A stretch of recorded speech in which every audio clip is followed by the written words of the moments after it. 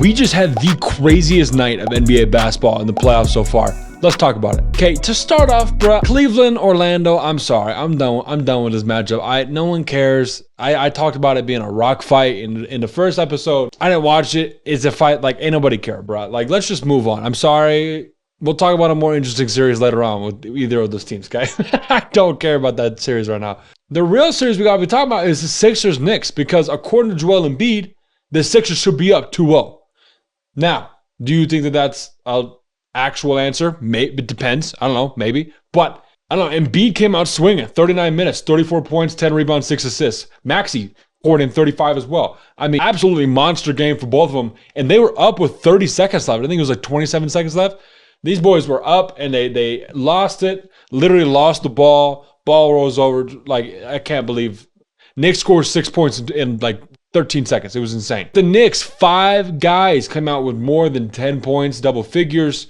Jalen Brunson, a little bit of a rough shooting night, 24 points. Dante DiVincenzo had that massive three-pointer at the end to put him up. And the Sixers just never recovered from that. So, I thought this was going to be a split series. I thought it was going to go 1-1, going back to Philly. I guess not. Could it be 2-2 going back to New York in Game 5? I don't know. We'll see.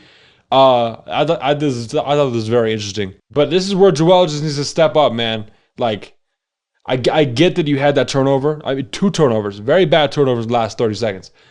But you got to put yourself in positions to create a bubble. Create a bubble of that. And Joel, I mean, 34 points is cool. Give him 40. Put 6 more points on. Puts a lot more pressure on. A little bit of a comeback like that doesn't happen with a little bit of a bubble and spacing like that with a score. So, just need more from Embiid, bro. I mean, I get that he's coming back off an injury. It's kind of tough, but I need more from Embiid. I want to see him really crush. They're missing Randall, right? They're missing a huge, arguably, potentially their first best guy. I need probably more of the Robin than the Batman at this point, with Brunson taking the first spot. But they're missing a guy, bro. You got to take advantage of that. You have to take advantage of that. Now, the game of the night, bro, this basically was a repeat of the first game with Lakers Nuggets. Sheesh, dog. Lakers lose game 2. I cannot believe some of the stuff that went on in that game. I'm trying to like rack my brain. Couple points. AD monster game, 32 points, 11 rebounds. Like, crazy. D'Lo, 7 3-pointers and a little floater at the end to take the lead. LeBron, 26 points, 11 rebounds, 12 assists. I mean, he was doing everything. Locked in on defense, 2 huge blocks. Came in early, took a charge. 2 blocks, hit some threes. I mean, Bron was out there doing everything. I promise you. You watch that game. Wow, I was extremely impressed with Bron in that game. Once again, Taurean Prince is the only guy on the bench that scored for the Lakers. Like, you just can't let that happen. I don't know how you guys are going to let that happen. But I just want to talk about it because the Nuggets won off a buzzer beater from Jamal Murray, okay? 101-99. Jamal Murray finished the game with 20. Jokic, 27, 20, and 10. Michael Porter Jr., I don't even know how many threes that boy had. He had 22 in the game. I think he had like 6 threes or something like that. It was insane. Christian Brown off the bench with 10 points. Better for him. Reggie Jackson was 0. Peyton Watson with 2. Justin Holiday was 0. I mean, and KCP was 6. KCP only had 6 points. Like, the Nuggets, this was not a good sign for the Nuggets. And just because they won and went off a buzzer beater, this level of play is not acceptable and is not sustainable. You are not going to win a championship based off playing like this. It's not okay. Jokic needs to take the scoring lead. He needs to stop being so passive-aggressive and just kind of like pass it off, literally passive-aggressive. And he's being like selfish to the point where he's like unselfish to the point where it's selfish. Does that make sense, right?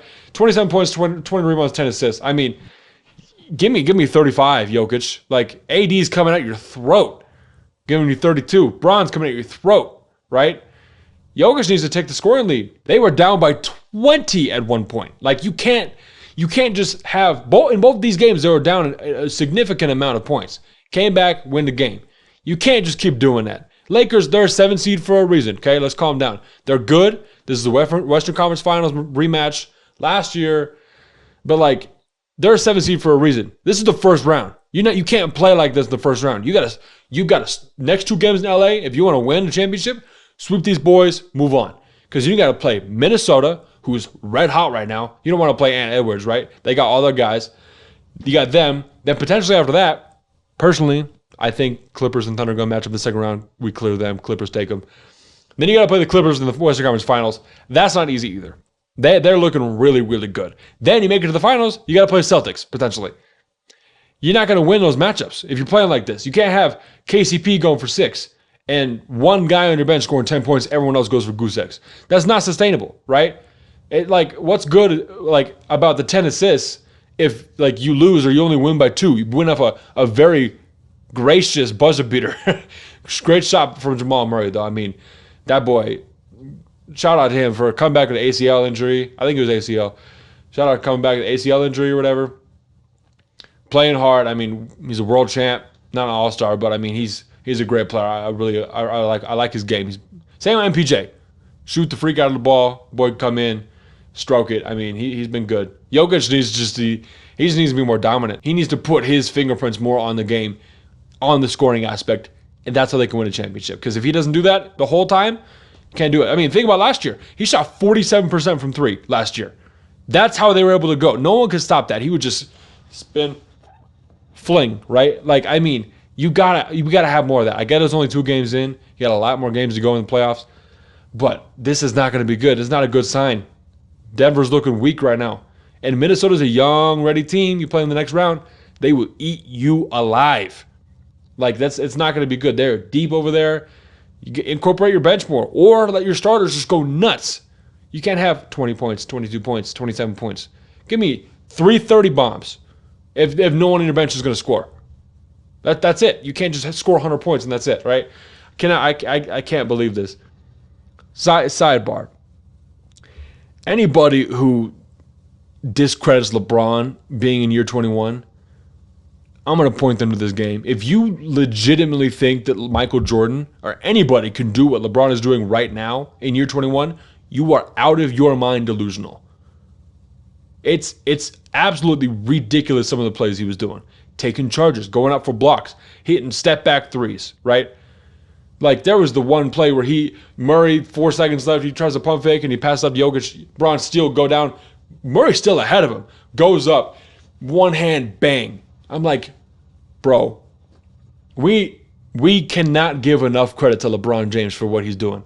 I'm dumbfounded by his actions in the game, the way he's playing. It's been amazing to watch. So the Lakers are never out of it. I mean, you go to LA, this series could be easily be 2-2. Come back to Denver, 100%. Lakers have been playing out of their mind. They have nothing to lose here. This is a first round matchup. They came from the play-in. Not a lot of expectations for this team, but you got LeBron James, you got Anthony Davis, who have won a championship before, just like Jamal Murray and Jokic, who actually beat Murray and Jokic to go to the finals and win that. I mean, they've shut down Jokic pretty good. Lakers have got some lockdown defenses, so I don't know. This could be way deeper than everyone thought that it was going to be, right? It could go 7, 100%. I think this could go 6 to 7 games. Probably 7 games. This is not going 5. This is probably going 6 to 7. And that's leaning towards 7 games.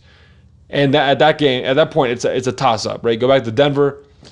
That's not easy because the Lakers have led in Denver for the majority of the game. Come back, Nuggets to come back later on in the game with a little bit of pushes here and there, but you can't just expect your fans to just feed you with energy like that. You can't just do that. So that's all I got. I stayed up late after that. I can't tell you. I don't know if you can tell by my voice.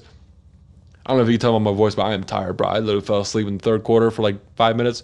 Woke up, and I'm glad I watched this game and stuck it out. I do this because this is what I love to do. I love talking about basketball, and I love editing this stuff. So I want to throw this up for y'all. I'll get it up to in the morning, I think. So let me know if you like the lighting. I need to fix my lighting setup. So that's all I got. But let me know if you like the in the dark. I just didn't want to put the lights on because then it was like you couldn't see my face. But anyway, shout out Nuggets. Crazy game. Shout out Knicks as well. Crazy 2 games tomorrow. We got some crazy games. I guess if you're watching this today, we got some crazy games on Tuesday. So that's all I got. We out.